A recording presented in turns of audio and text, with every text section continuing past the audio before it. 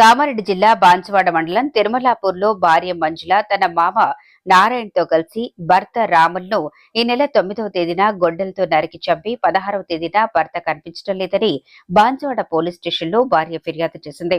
తన ఇంటి పక్కన నిర్మానుషంగా ఉన్న నీటి కుండీలో పాతిపెట్టారు. దుర్వాసన వస్తుందని రాత్రి గొయ్యి తీసి పూడ్చిపెట్టారు. గ్రామస్తులకు అనుమానం వచ్చి పోలీసులకు సమాచారం ఇచ్చారు. నిందితులను పోలీసులు అదుపులోకి తీసుకుని విచారిస్తున్నారు.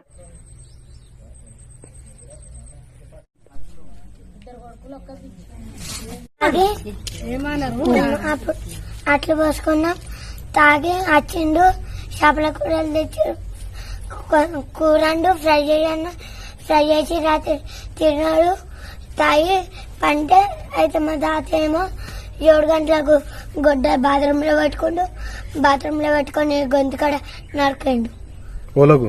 మా నాన్నకు రక్తం ఉంటేమో కుంకుమలుగా పోసిండు తాత అని. మళ్ళా మా తాత మా మమ్మీని వెళ్ళాడు.